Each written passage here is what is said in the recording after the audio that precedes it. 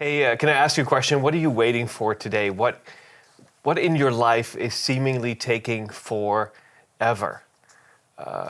Or maybe I should ask, what request have you been making of God that has not been answered, like at all, for months, for years, forever? I'm so glad that we're diving into Genesis, this next part. And Steve, thanks for walking us through this and taking us to Tower of Babel, taking us to Abraham, who waited and waited and waited and waited. And waited. You've been sitting in this material for the last several weeks now, several months. Mm-hmm. What are some key takeaways for you personally? Yeah, I mean, the fun part is trying to teach 12 chapters of Genesis in 30 minutes. You decided this. I know. What an idiot. I think some of the first of all, the key takeaway just in general is looking at things with ancient eyes and how little we are constantly trying to just fit this text into our context instead of learning from their context. And so that's because that's how we have been learning Bible. For sure. And there's, some good things that come from that, but I think we miss some of what's going on pretty consistently. And so that's been so helpful just to be able to immerse myself in Genesis. For this one, I think the obviously waiting really stuck out to me as I read Abraham's story and even the Tower of Babel part.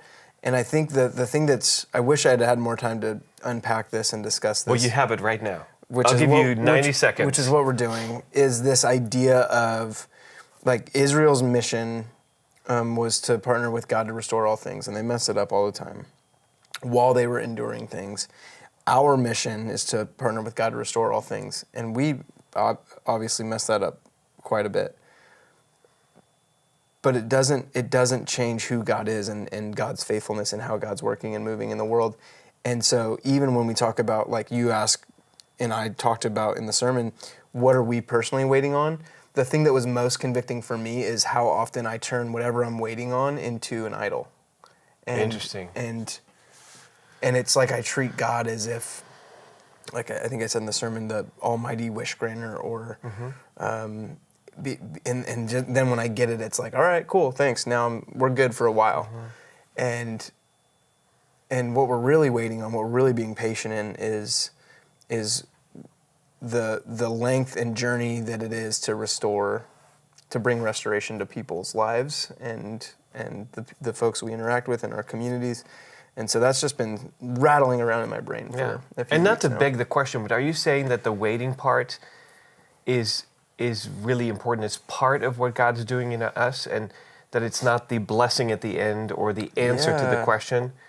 Yeah, it's like what's the old saying? Like, it's not the destination, it's the journey, or something like that. I don't know. It's a country Maybe song. I just made that up. No, I like it. But I think that's like part of what this is. Like, we're on this journey with Jesus, and that waiting, that patience is it builds our character. It builds us as followers of Jesus. It's like built into who we are, but it's an active thing. It's something we're pursuing.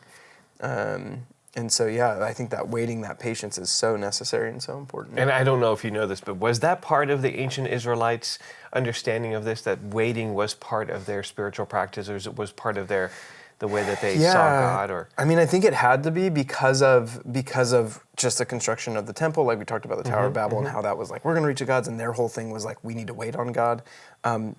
If they're writing this from exile in Babylon in 586 BC, they're looking back to their history, and their history is riddled with Abraham waited, Moses waited, David waited. Like there's so many things that's like constant through their story.